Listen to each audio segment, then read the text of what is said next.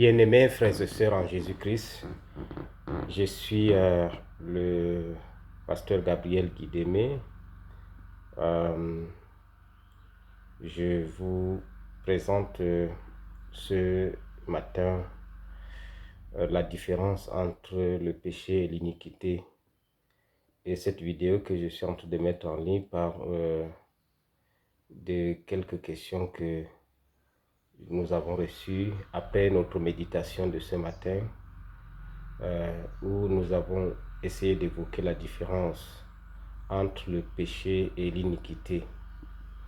Notre méditation portait sur l'évangile selon Luc, le chapitre 13, les versets 22 à 30. Dans ce texte, un homme s'approcha de Jésus et lui demanda si peu de gens seulement seront sauvés. Et Jésus de lui dire et de dire à tous ceux qui étaient auprès de lui: efforcez-vous d'entrer par la porte étroite. Et plusieurs diront à un moment donné que nous avons prêché, nous avons fait ceci. Mais Jésus dira: je ne vous ai jamais connu, vous qui êtes des hommes d'iniquité. Alors, sur ce plan, pourquoi Jésus a choisi, ou bien pourquoi le texte a beaucoup plus mis l'accent sur les iniquités plutôt que sur les péchés? Quelle différence y a-t-il entre iniquité et péché? Il faut remarquer déjà que les deux sont presque synonymes dans la Bible. Cependant, il y a une différence entre péché et iniquité. Le péché, c'est vrai, n'a pas une définition stable, mais renvoie à toute forme de désobéissance à Dieu, toute forme de désobéissance à la volonté de Dieu, aux instructions divines de manière générale. Même si le péché ne consiste pas nécessairement à faire du mal.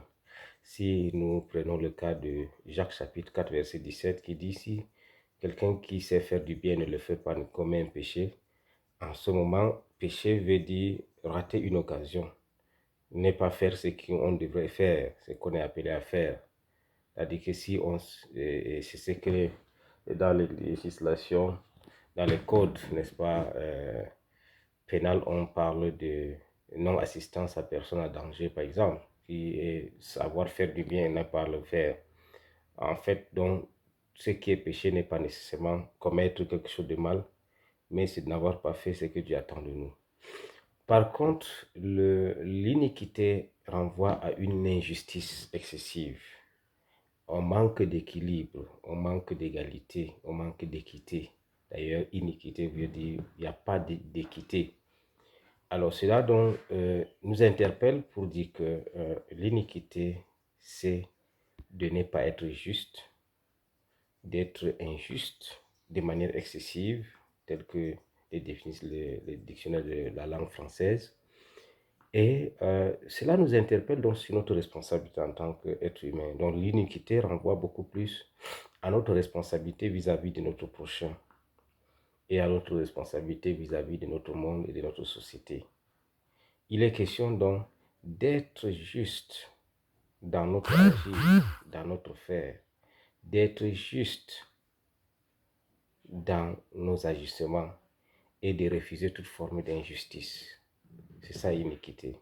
Et là, Dieu est tellement regardant sur ce plan. Je vous souhaite une excellente journée et à la prochaine.